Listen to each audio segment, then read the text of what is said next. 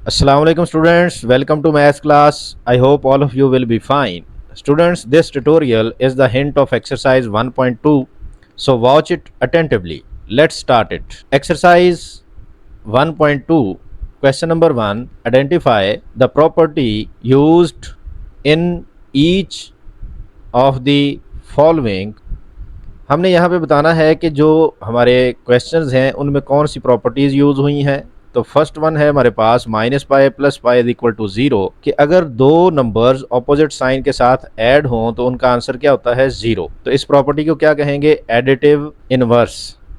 Second है, अगर किसी नंबर को वन से मल्टीप्लाई करें तो वही सेम नंबर होता है, इसको हम क्या कहते हैं, मल्टीप्लिकेटिव आइडेंटिटी। थर्ड पे है X Y is equal to Y X, इन दोनों की प्लेस इंटरचेंज हुई तो इसको क्या कहते हैं, commutative property with respect to multiplication. Fourth number पे है L plus M is equal to M plus L, ये भी इनकी प्लेस चेंज हुई तो इसको हम क्या कहेंगे, commutative property with respect to addition. Fifth number पे है ten is equal to X और X is equal to ten, इसको ऐसे भी हम लिख सकते हैं तो इसको क्या कहते हैं, सिमेट्रिक प्रॉपर्टी, के नंबर फ्लिप हो सकते हैं। सिक्स नंबर पे है eight T is equal to eight T, eight T का रिफ्लेक्शन भी एट टी होगा तो इसको हम क्या कहेंगे, रिफ्लेक्सिव प्रॉपर्टी। सेवन्थ नंबर पे है 50 मल्टीप्लाई 0.02 इज इक्वल टू 1, अगर दो नंबर का प्रोडक्ट 1 के इक्वल हो तो दोनों एक दूसरे का मल्टीप्लिकेटिव इनवर्स होते हैं।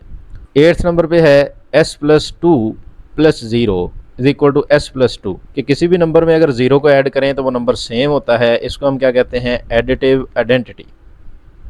नाइन्थ नंबर पे है x इंटू वाई जी और एक्स वाई इंटू जी, तो यहाँ पे ब्रैकेट्स को हमने इंटरचेंज किया, उनका ऑर्डर चेंज किया तो इसको हम क्या कहते हैं, associative property with respect to multiplication. Tenth number पे है m plus six plus into minus four is equal to m plus six minus four, यहाँ भी हमने ब्रैकेट्स का ऑर्डर चेंज किया तो इसको क्या कहेंगे, associative property with respect to addition. 11th number पे है p plus Q plus R is equal to R plus into P plus Q, यहाँ भी हमने ब्रैकेट्स का ऑर्डर चेंज किया विद रिस्पेक्ट टू एडिशन तो इसको क्या कहेंगे, associative property with respect to addition. 12th number पे है minus five into four minus W minus 20 plus five W, के मल्टीप्लाई करने को हम क्या कहते हैं, distributive property of multiplication over subtraction. 13 number पे है if m plus five less than n plus five then, हम 5 को जो सेम नंबर है उसको कैंसिल कर सकते हैं, इनइक्वालिटी पे कोई फ़र्क नहीं पड़ेगा। ये इनइक्वालिटी है स्टूडेंट्स, ये इक्वल का साइन हो तो इक्वालिटी, अगर अनइक्वल का साइन हो तो उसको बोलते हैं इनइक्वालिटी। यहाँ 5 से 5 हम कैंसिल कर सकते हैं तो इस प्रॉपर्टी का क्या नेम होगा, cancellation property with respect to addition. 14 number पे है if x less than y then, जिस तरह हम कैंसिल कर सकते हैं उसी तरह कोई भी नंबर हम बोथ साइड ऐड भी कर सकते हैं, जैसे 4 को ऐड कर दिया तो इसको क्या कहेंगे, additive property of inequality. 15 number पे है if 5 less than 7 then minus five greater than minus seven, कि अगर हम इनइक्वालिटी को माइनस से मल्टीप्लाई कर दें बोथ साइड तो उसका ये वाला इनइक्वालिटी का सिंबल चेंज हो जाता है, minus five greater than minus seven होगा तो इसको क्या कहेंगे, मल्टीप्लिकेटिव प्रॉपर्टी ऑफ इनइक्वालिटी।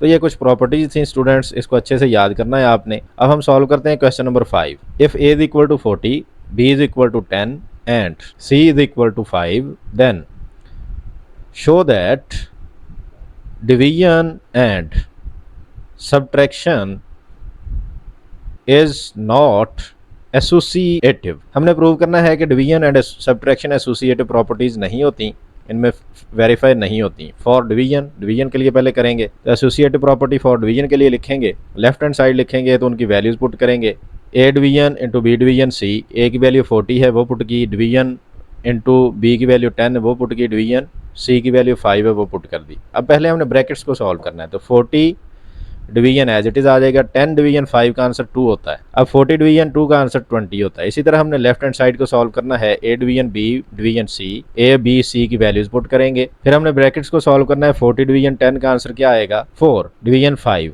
इसको फ्रैक्शन की फॉर्म में लिखें तो क्या बनेगा, 4/5। अब यहाँ पे देखें कि हमने पहले लास्ट वाली दोनों को डिवाइड किया, राइट हैंड साइड पे हमने फर्स्ट वाली दोनों को डिवाइड पहले किया, फिर थर्ड के साथ किया, आंसर सेम नहीं आए। This implies that since 20 is not equal to 4/5, left hand side is not equal to right hand side, so division is not associative. Okay, for subtraction similarly we have to prove for subtraction a minus into b minus c, a b और c की values put करेंगे, उसके बाद पहले brackets को solve करना है। 40 as it is आएगा, 10 माइनस 5 का आंसर 5 आएगा, फिर 40 माइनस 5 का आंसर 35। लेफ्ट हैंड साइड पे क्या करेंगे, पहले हम a माइनस बी करेंगे, फिर c करेंगे। So a minus B minus C, A B और c की वैल्यूज पुट करेंगे, फिर हम ब्रैकेट्स को सॉल्व करेंगे। 40 माइनस 10 का आंसर 30 होगा, माइनस 5 क्या आंसर आया 25। Since 35 is not equal to 25, this implies that subtraction is not associative. Question number 8, given a is equal to 6/7, b is equal to 1/2, जिसको हम क्या लिखेंगे 2 2 और 4 प्लस 1 5/2। मिक्स्ड फ्रैक्शन को इम्प्रॉपर में लिखा हमने। इसी तरह c की वैल्यू भी मिक्स्ड में है, तो इसको इम्प्रॉपर में कैसे लिखेंगे 3 5 और 15, 15 प्लस 4 19/5। अब हमने इसमें क्या करना है, एसोसिएटिव प्रॉपर्टीज़ को प्रूव करना है with respect to addition and multiplication. तो बहुत इजी है ये। तो a plus B plus C, इसका मतलब है पहले हमने फर्स्ट वाली दोनों वैल्यूज़ को ऐड करना है, फिर थर्ड के साथ ऐड करेंगे। तो a b और c की वैल्यूज़ लिखेंगे हम। a की वैल्यू 6/7, b की वैल्यू 5/2 प्लस 19/5। अब यहाँ पे ब्रैकेट्स को सॉल्व करेंगे, वो कैसे करेंगे, एलसीएम बाय एरो मेथड। वो क्या होता है कि 7 2s are 14, फिर इनको क्रॉस मल्टीप्लाई करेंगे, 2 6s are 12, 7 5s are 35, 19/5 as it is. अब 12 प्लस 35 का आंसर क्या बनेगा 47/14 plus 19/5 as it is. Again हमने LCM by arrow method apply करना है। यहाँ पे 14 को 5 से मल्टीप्लाई करेंगे, 5 को 47 से और 14 को 19 से। तो क्या वैल्यू बनेगी हमारे पास 235 plus 266/70 which is equal to 501/70. Now we have to solve right hand side which is a plus into B plus C. इसमें हमने क्या करना है, लास्ट वाली दोनों वैल्यूज़ पहले ऐड करेंगे, फिर फर्स्ट के साथ ऐड करेंगे। तो ए बी और सी की वैल्यूज़ लिखेंगे। बी की वैल्यू 5/2, सी की वैल्यू 19/5। ब्रैकेट को पहले सॉल्व करेंगे, 6/7 एज इट इज़ आएगा। यहाँ पे LCM by arrow method apply होगा। 5 को 5 से मल्टीप्लाई किया तो 25, 2 को 19 से मल्टीप्लाई किया तो 38, डिवाइडेड बाई 5 2s आर क्या आएगा 10। 6/7 as it is plus 25 plus 38 क्या बनेगा 63/10। एलसीएम बाय एरो मेथड यहाँ भी अप्लाई करेंगे।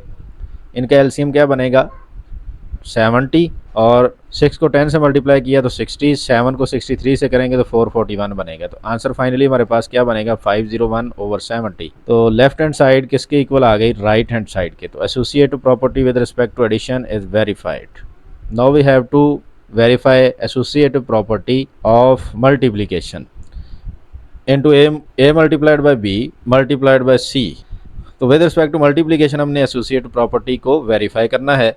तो a b और c की वैल्यूज़ हमने लिखी 5/2 इंटू 19/5। यहाँ पे एलसीएम अप्लाई नहीं होगा, एलसीएम फाइंड नहीं होगा। यहाँ पे हमने क्या करना है कि मल्टीप्लिकेशन में न्यूमिनेटर को न्यूमिनेटर से मल्टीप्लाई करेंगे, डिनोमिनेटर को डिनोमिनेटर से। तो 6 5s are 30 और 7 2s are क्या बनेगा 14, 19/5 एज इट इज़।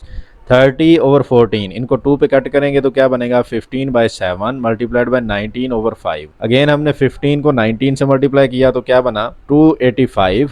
अब 285/35 को सिंप्लीफाई करें तो आंसर बनता है 57/7। ये लेफ्ट हैंड साइड सॉल्व होगी। राइट हैंड साइड में हमने क्या करना है, लास्ट वाली दोनों को पहले मल्टीप्लाई करेंगे, फिर फर्स्ट के साथ। तो a की वैल्यू लिखी हमने, मल्टीप्लाई b की वैल्यू लिखी, फिर मल्टीप्लाई c की वैल्यू लिखी। ब्रैकेट को सॉल्व करेंगे 6/7 एज इट इज़ आएगा। तो यहाँ पे एलसीएम फाइंड नहीं करना आपने। 5 को 19 से मल्टीप्लाई करेंगे तो 95 आएगा, 2 को 5 से करेंगे तो 10 बनेगा। इनको कट करेंगे तो 6/7 एज इट इज़। तो 95/10 को कट करेंगे तो 19 ओवर क्या बनेगा 2। इनको न्यूमिनेटर को न्यूमिनेटर से मल्टीप्लाई करेंगे तो 114 बनेगा। अब इसको फर्दर 2 पे कट करें तो आंसर क्या बनेगा 57/7। तो यहाँ से हमारे पास associative property with respect to multiplication is also verified. Next है question number 9, part number 3, simplify using distributive property। 5/7 multiplied by 77 minus 5/7 multiplied by 56। Solution 5/7 multiplied by 77 minus 5/7 multiplied by 56। यहाँ से हम 5/7 को कॉमन लिखेंगे, तो अनकॉमन में क्या रह गया 77 माइनस 56। यहाँ पे एक बात याद रखनी है कि अगर हम किसी नंबर को ब्रैकेट से मल्टीप्लाई करवाएं या ब्रैकेट से कॉमन लें तो उसको हम क्या कहते हैं, डिस्ट्रीब्यूटिव प्रॉपर्टी। तो यहाँ से हमने 5/7 को कॉमन निकाला तो इसको क्या कहेंगे, डिस्ट्रीब्यूटिव प्रॉपर्टी। किस प्रॉपर्टी के तहत निकाला, डिस्ट्रीब्यूटिव प्रॉपर्टी के तहत। सो 5/7 एज इट इज लिखेंगे, 77 माइनस 56 का आंसर आएगा 21, 7 से 21 को कैंसिल करेंगे, 3 आंसर आएगा, 5 3 15 आंसर होगा। स्टूडेंट्स, उम्मीद है आपको समझ आई होगी। मिलते हैं नेक्स्ट क्लास में, तब तक के लिए अल्लाह हाफिज़।